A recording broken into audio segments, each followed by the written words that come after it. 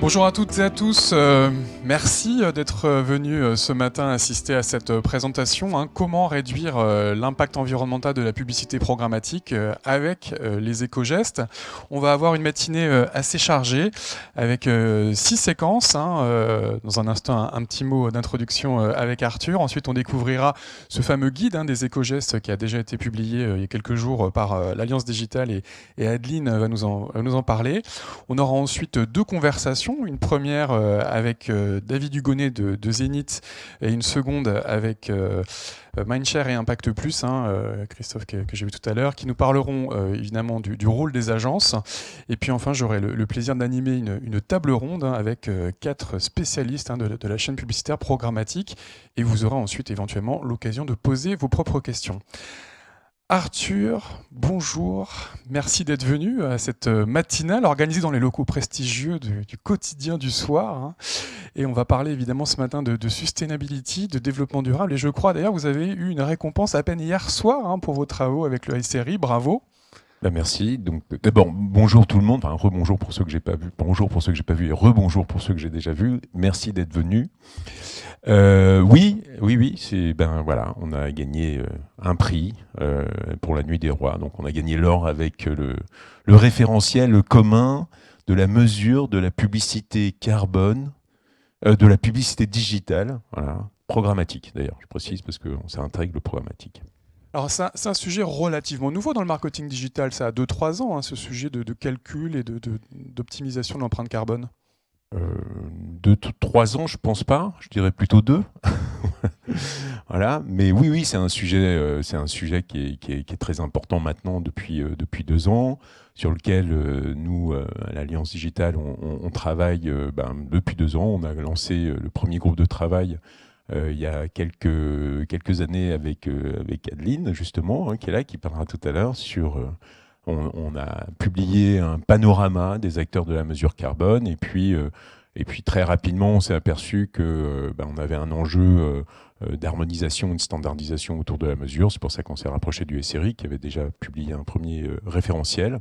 Et puis on a travaillé avec eux là depuis 1 an et demi. Enfin, pas qu'avec eux, hein, puisqu'on a mis pratiquement tout le monde autour de la table, l'ensemble des acteurs de la mesure, mais aussi les acteurs de la chaîne programmatique pour voilà, construire ensemble, co-construire ensemble ce référentiel et cette base de données qui permettra d'avoir une mesure, on espère, harmonisée, unifiée, et voilà, qui permettra à l'ensemble des annonceurs et des agences de pouvoir mesurer les campagnes publicitaires digitales. Alors, une V2 de ce référentiel qu'on découvrira pas ce matin, mais dans Non. quelques semaines, quelques mois.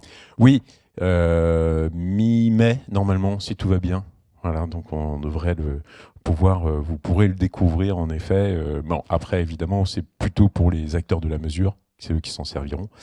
Mais nous, justement, on a souhaité parallèlement travailler sur, puisque la mesure, c'est très important, hein, si on veut réduire, il faut mesurer, mais on a quand même souhaité travailler parallèlement déjà sur les enjeux de réduction, puisque finalement c'est ce qui est plus important, et d'où ce groupe de travail qu'on a mené donc avec Adeline toujours, qui nous accompagne sur tous les enjeux sustainability à l'Alliance Digitale, et on a travaillé, enfin ils ont travaillé, voilà, et je les remercie vivement. Je remercie vivement tous les membres qui ont participé à ce groupe de travail, parce que ça a été un très très gros travail. Aujourd'hui c'est 20 recommandations.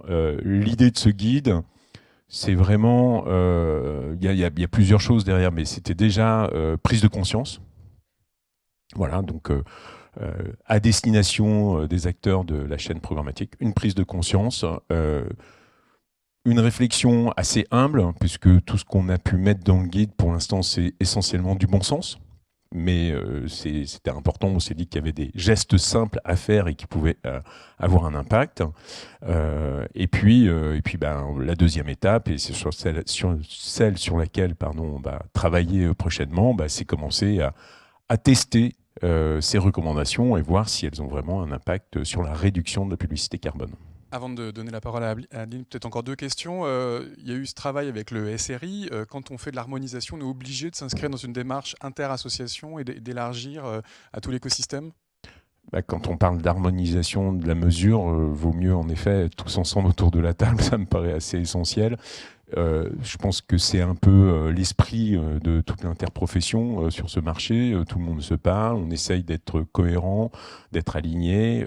Oui, c'est en train de se structurer et notre rôle, nous, en tant qu'association professionnelle, c'est bien de structurer un marché. Donc voilà, c'était très important que tout le monde se parle.